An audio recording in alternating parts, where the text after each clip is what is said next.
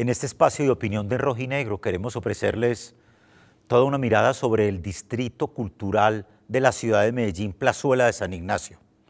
Una oportunidad maravillosa para acercarnos al centro, apropiárnoslo.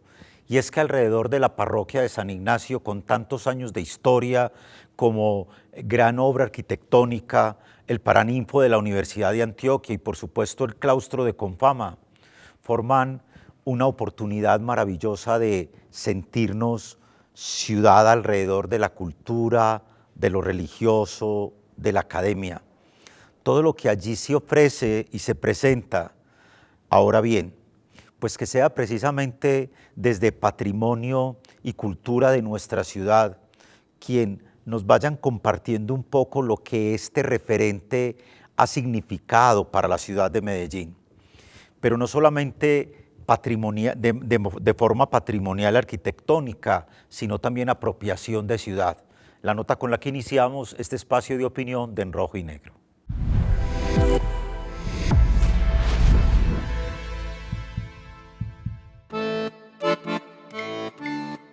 Desde un punto de vista arquitectónico, pues hoy tenemos, digamos, tres edificios muy importantes.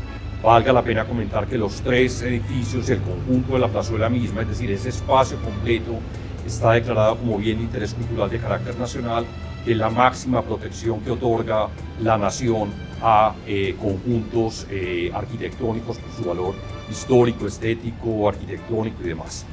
Si empezamos, digamos, de norte a sur, vamos a encontrar primero el edificio viejo de la Universidad de Antioquia. Ese edificio, como comentaba, pues fue un caserón de tapias que a principios del siglo XX va a ser remodelado por completo.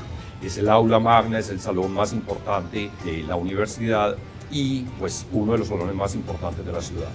Ese edificio se articula a través de una serie de claustros, de patios y de crujías perimetrales que están soportadas a través de pilastras. Para quienes no conozcan, muy importante que visiten pues no solamente la plazuela y ese conjunto monumental, sino también muy particularmente el Paraninfo, que es un lugar muy emblemático para todos nosotros. Por su parte, el templo también fue un pequeño templo de la Orden Franciscana. En la primera mitad del siglo XX va a ser completamente transformado. Hay un detalle que es muy interesante y es que si uno mira con detenimiento la portada, se da cuenta que está la huella, la pequeña huella del templo inicial. Agustín Gobars y Pepe Mexía incorporan ese elemento dentro de la fachada, que es una fachada neobarroca. Por otra parte, el claustro fue mucho tiempo el colegio de los jesuitas. Recordemos, los jesuitas se han caracterizado, entre muchas otras cosas, por unos sistemas de enseñanza y particularmente por esa educación de unas ciertas élites. Entonces, durante mucho tiempo y antes de que apareciera el Colegio de San Ignacio, en la zona del estadio va a ser el colegio, va a ser el internado. Tiene unas fachadas muy destacadas y un elemento muy singular que es el observatorio astronómico. Ese edificio ha sido adquirido y administrado en los últimos años por Confama y allí realiza una sorprendente, una maravillosa actividad cultural que, junto con la Universidad de Antioquia, seguramente con la Compañía de Jesús, pues logran recuperar ese hermosísimo conjunto de edificios y también ese espacio público singular que es la propia plazuela.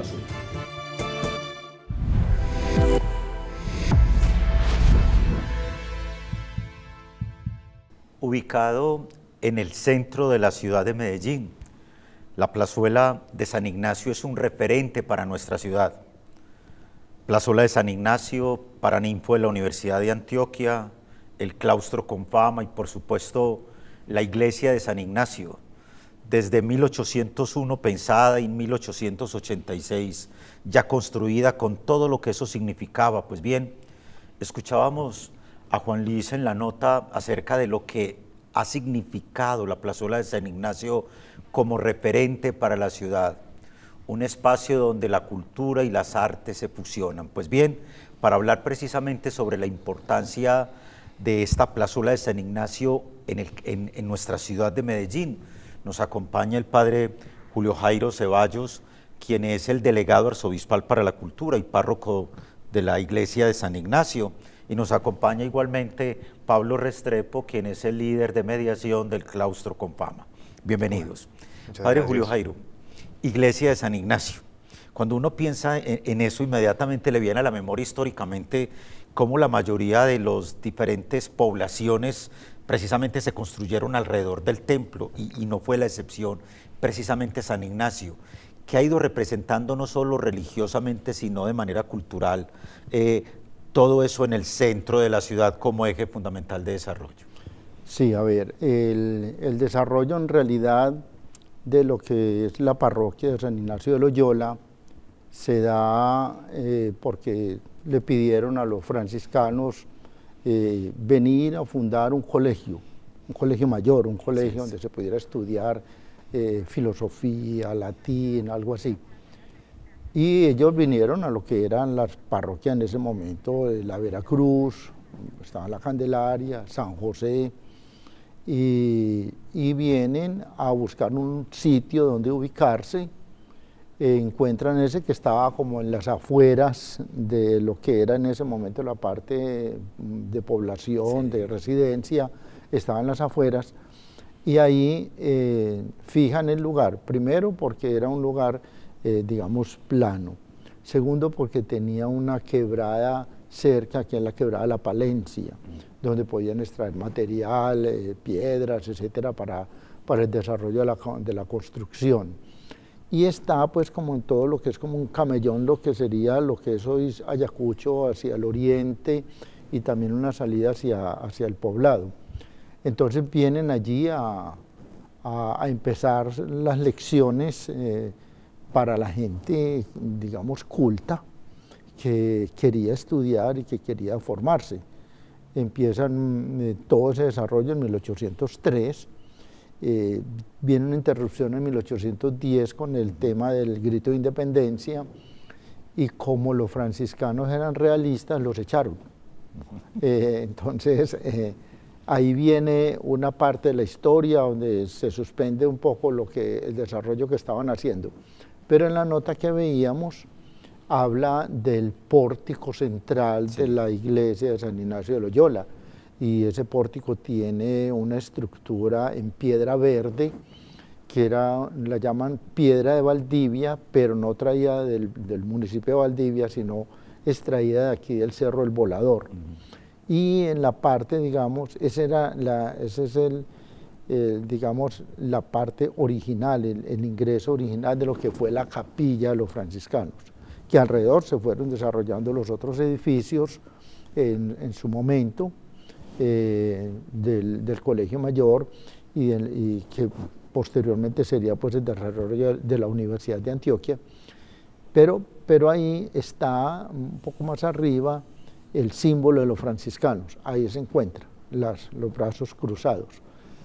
Si uno no sabe eso, pues no lo percibe como es. Y sobre todo porque acercarse como a esa historia, a esa estructura, es también entender cómo alrededor de la plazuela de San Ignacio va jugando un papel cultural, no solo religioso, sino también de eventos. Y ahí es donde, Pablo, entra el claustro con fama, una apuesta que le hace al desarrollo de la zona, a la intervención misma del claustro y por supuesto sus alrededores. Y nos damos cuenta que en la plazuela de San Ignacio vive el centro. Esa apuesta desde el claustro, ¿cómo se está dando? Pues bueno, como dice el padre, el claustro y todo el complejo arquitectónico de San Ignacio está íntimamente ligado con la historia de Medellín. Eso es algo que no todos los habitantes de la ciudad lo conocen, y la apuesta principal de nosotros por hacer la conservación del patrimonio como materialidad, pero el patrimonio también como algo histórico, como algo que es una historia que se está contando, es fundamental, ¿cierto? Empezó teniendo una vocación educativa, y ha visto cómo Medellín se ha transformado en muchas éticas y estéticas alrededor de los años. O sea, el complejo empezó a construirse en la época de la colonia, y ha visto cómo Medellín se ha transformado de ser esa pequeña villa que era hacer la ciudad que soy.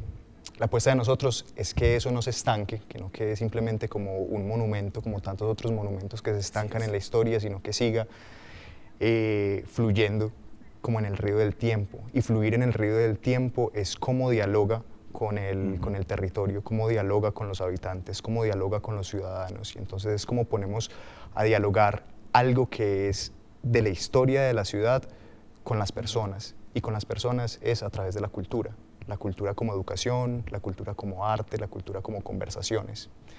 Para nosotros es fundamental saber que estamos en el corazón de Medellín y que todo esto que está alrededor, todo el distrito San Ignacio, que son 40 hectáreas más o menos en las que hay cerca de 60 establecimientos que tienen que ver con cultura, teatros, instituciones educativas y demás. Esas 40 hectáreas son una muestra de todo lo que es Medellín, es un collage de todo lo que es Medellín, y para nosotros es importante saber que toda esa diversidad tiene que empezar a hablar ahí de ciertas formas. ¿Y cómo empieza a hablar? Con muestras artísticas, con conciertos, con muestras de teatro, con cine, con conversaciones en las que se problematicen los temas que son importantes para la ciudad, en momentos de ocio donde las personas vayan a compartir. Y todo eso es posible desde la vocación misma, cuando se puso la primera piedra, cuando se estaba pensando, esto va a ser una escuela de oficios y de saberes superiores. Ya se estaba empezando a planear que eso fuera todo un complejo arquitectónico que vibrara en torno de la cultura, la educación y pues finalmente la espiritualidad también es cultura y es educación y tiene que ver con el arte.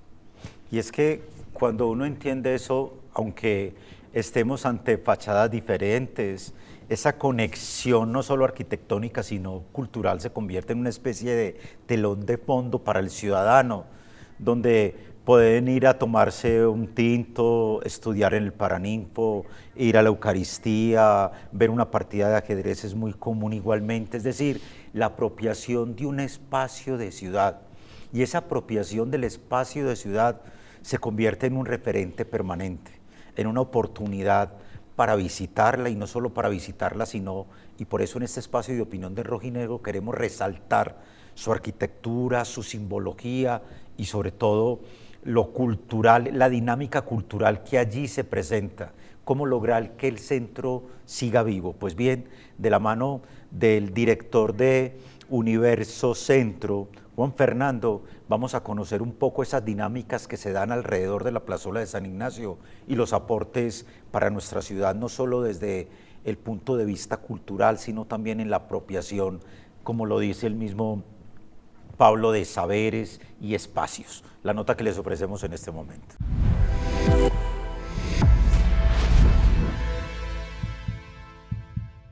La plazuela de San Ignacio es un lugar con bastante historia en el centro de nuestra ciudad, y durante mucho tiempo ha sido una islita que ha sabido mantenerse un poco aislada de otras zonas más problemáticas del centro de la ciudad, de otros parques y de otros sitios de encuentro. Y creo que una de las razones por las cuales se ha logrado mantener así, como un poco más tranquila que otros lugares, es porque siempre ha habido un respeto por los que habitan este espacio, ya sea el alcohólico que llega a dormir su guayabo o su prenda, o el habitante de calle que hace un alto en el camino para buscar en las canecas de ese sector. La presencia de la Universidad de Antioquia, ahora del claustro Confama, yo creo que ha sido importante para que haya una cultura de respeto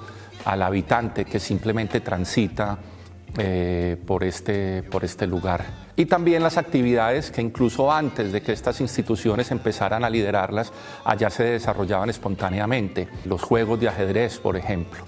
Los juegos de ajedrez tienen una historia muy larga en este lugar. Han sido un sitio de tradición donde los aficionados al ajedrez se han encontrado allá a hacer sus partidas. Entonces yo creo que el habitante, el que pasa, el que cruza por la plazuela, ha aprendido un poco a respetar la vida que allá se da y a que este sea un lugar donde, si bien ahora se vive más las actividades culturales, también sea un lugar de respeto para el que simplemente pasa y lo habita de otra forma.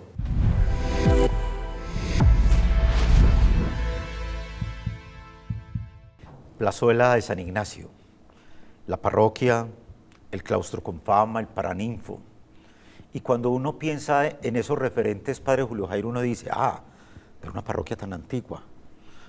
No, y nos damos cuenta, un poco conociendo la historia, que hablamos que realmente fue creada como parroquia en el 66 aproximadamente. Entonces uno dice, ¿y qué sucedió durante todo ese tiempo? ¿Cómo se fue articulando precisamente para que pasara de los franciscanos luego a los jesuitas en ese recorrido? Sí, porque después de que ya los franciscanos se van, pues son los jesuitas, que son expulsados también, luego vuelven y ya empieza como un desarrollo más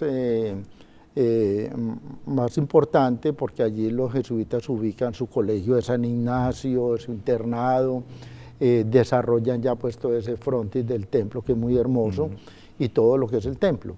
Pero en ese momento eso no es parroquia, eso es un centro de culto del colegio de San Ignacio y de los padres jesuitas, que tenían allí su claustro, su capilla, sus desarrollos, y luego ellos le pusieron mucho interés. Entonces, por ejemplo, empiezan a traer unos altares de mármol italianos, con benefactores del sector. Las columnas tienen unas placas de las familias que las iban regalando. El Via Crucis es un óleo que se empezó a pintar en 1905, el maestro Arango. Entonces ese Via Crucis es muy hermoso.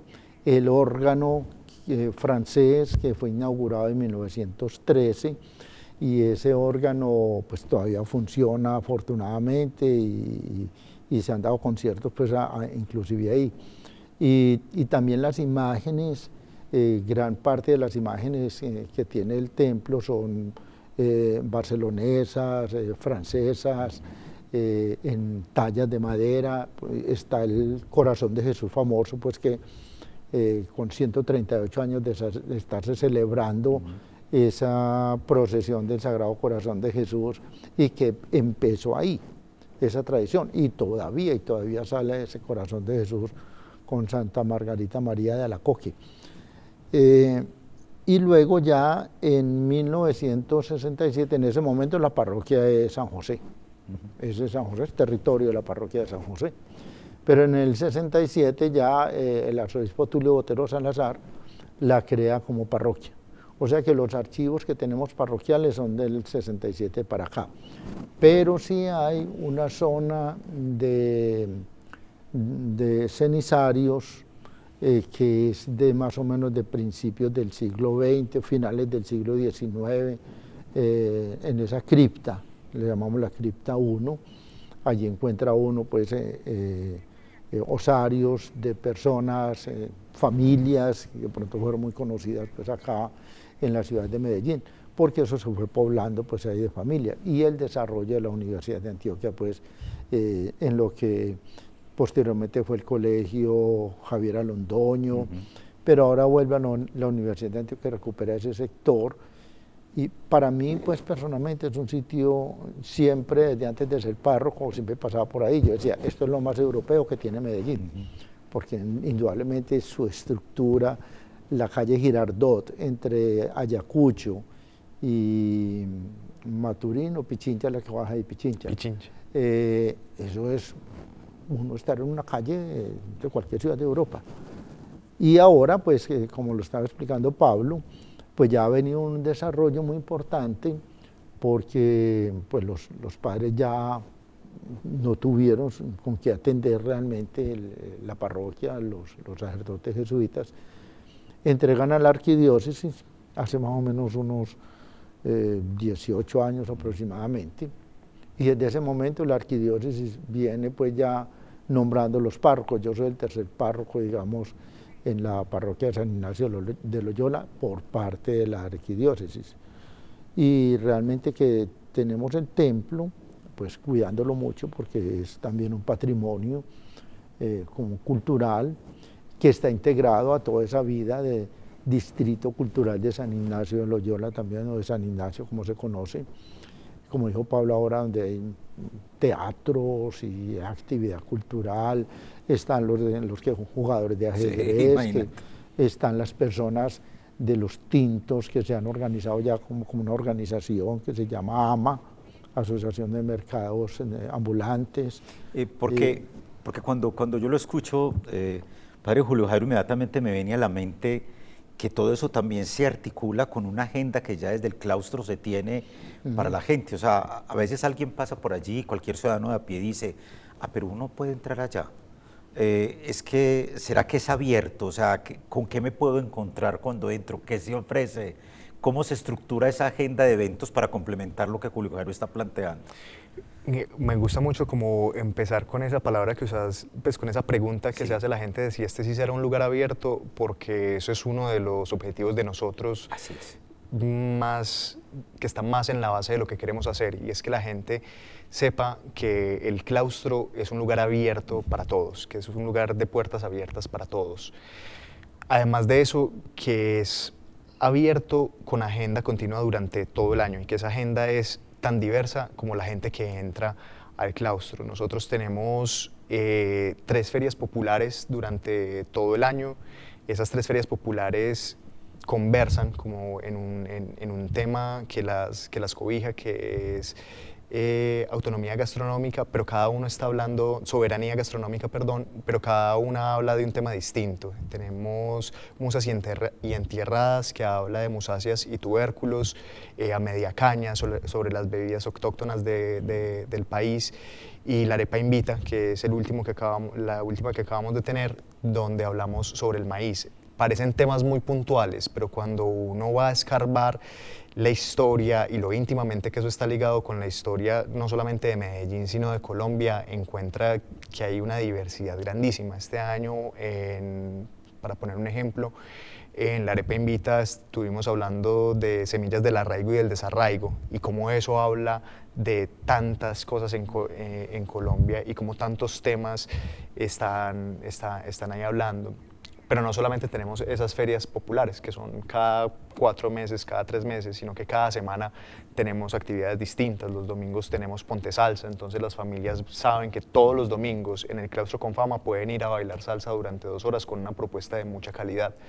Cada mes tenemos, el último viernes de cada mes tenemos la milonga, entonces las parejas saben que pueden ponerse su vestido más bonito e ir a bailar con la esposa milonga. Tenemos la balada del recuerdo, que es con Jorge Robledo. Eso para un tipo de públicos, pero tenemos programación en cine y acabamos de pasar el Festival de Teatro de San Ignacio, donde estuvimos conectando 14 sitios distintos del centro, 14 escenarios distintos entre calle y teatros. Estaba el Matacandelas, el TPM, el Patio Teatro del Claustro, el Teatro Confama, el Pablo Tobón, creando todo un circuito donde estuvieron 260 artistas interviniendo de 9 países distintos, todo esto dándole a la ciudadanía una agenda que es riquísima y que finalmente no es solamente por el mero entretenimiento, sino cómo ese entretenimiento puede configurar unas perspectivas de futuro y unas perspectivas de bienestar mucho mayores para toda la comunidad. Eso de perspectivas tiene que ver con potenciar también la vida de las personas, y es el proceso que está pasando materialmente el claustro en este momento, que es un proceso de repotenciación. Acabamos de entregar la primera etapa, que es cómo está el patio teatro. Ustedes han ido a ver pues, esta maravilla de repotenciación como quedó en este momento. La segunda etapa se entregará el próximo año, más o menos a mediados del próximo año, pero la idea es que todo el claustro pase por ese proceso de repotenciación y que si duró 200 años pueda durar otros 200 más, contando otras historias distintas y estando ligado al corazón del centro, a la iglesia, al Paraninfo y a todo lo que significa el distrito San Ignacio. Ha usado Pablo, padre Julio Jairo, una expresión, o sea, que todo lo que llamamos ese distrito cultural se termina convirtiéndose en un contador de historias de tantos escenarios, de tanta gente que ha ido pasando por allí, desde la misma Delegación Arzobispal para la Cultura, lo que eso ha significado y esa conexión precisamente con un distrito cultural. ¿Cómo siente usted que eso se va a seguir proyectando? ¿Qué otras dinámicas? El hacia dónde va visualizando usted que se nos van planteando como unos retos para que cada vez más la ciudad se apropie de estos espacios? Bueno, yo creo que la parte de la administración municipal tiene que ver mucho ahí, porque hay una gerencia del centro y Sí. todo eso, y entonces hacer como más presencia en ese sector. Hay una dinámica muy interesante porque es un sector que tiene habitantes propios. Entonces, en el caso mío, puedo decir que tengo feligresía propia. No es una feligresía totalmente itinerante, también hay itinerantes, pero no en el volumen en que tienen las otras parroquias del centro. Entonces, hay una feligresía propia que está muy conectada con la historia de San Ignacio de Loyola, no solamente con la iglesia, sino con el claustro, porque ahí vivieron su experiencia de jóvenes, hay gente que todavía habla de que ahí estudiaron, ahí tenían, por ejemplo, el padre Briceño su estudio de música, entonces ahí desarrollaron muchas actividades de orden cultural musical, el muy recordado padre Uribe, que fue el primer párroco y el último, entonces pues toda la obra social que tenían, lo que hace una parroquia cuando está en todos sus inicios y en toda su actividad, las empanadas, el ropero, las procesiones, toda la vida del culto, bueno, todo eso. Entonces hoy la parroquia sigue participando pues activamente de lo que es todo ese conglomerado, de lo que es el Paraninfo, con quienes estamos muy conectados, también con el claustro de Confama, con las distintas actividades. Siempre nos estamos teniendo en cuenta, ¿sí? Y porque hacemos como una buena propuesta y una buena proyección. Hay personas que también manifiestan su incomodidad, que porque no tienen por dónde pasar, que porque les están invadiendo un espacio que era de ellos, etcétera. Pero sin embargo se va viendo que ahí confluye la ciudad. Es que, usted se acuerda, César, Sí. que siempre era un punto de referencia, donde recogían los buses del seminario, los seminaristas, del menor y el mayor, en la plazuela de San Ignacio, donde se citaban las excursiones que se iban para la costa de Puente, en la plazuela de San Ignacio. Entonces era un referente de la ciudad y sigue siendo hoy un referente de la ciudad también. Entonces creo que el hecho de integrar, por ejemplo, a los comerciantes del sector, a los venteros ambulantes también, a las instituciones educativas, hay comunidades religiosas, etcétera. Hay un asilo de ancianos que es muy bonito, que es de mi casita, de las hermanitas de los pobres, ahí en San Juan, que tiene una estructura de construcción muy parecida a la del Hospital de San Vicente, porque fue como el mismo arquitecto.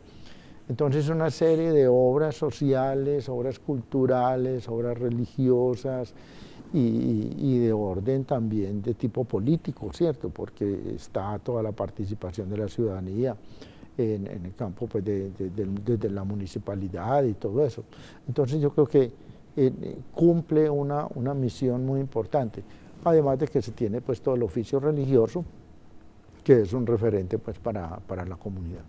Claro, porque alrededor de lo religioso también aparecen otro tipo de momentos en la vida cotidiana. Finalmente, Pablo, uno dice, bueno, estamos en la plazuela de San Ignacio, la seguridad que allí ya se respira, la tranquilidad también, por todo lo que ha sido integrado como distrito cultural, y entonces uno se da cuenta que nuestra ciudad es cultura por encima de cualquier cosa, porque a través de la cultura se expresan emociones, sentires, pero también aprendizajes. Esos desafíos finales que desde su punto de vista tiene la conservación de este distrito para que efectivamente podamos apropiárnoslo cada vez más y sobre todo que conociéndolo y conociendo el claustro, la misma parroquia e igualmente el Paraninfo, todo lo que allí converge, podamos decir es que nos estamos tomando la ciudad como ciudadanos y nos sentimos bien haciéndolo.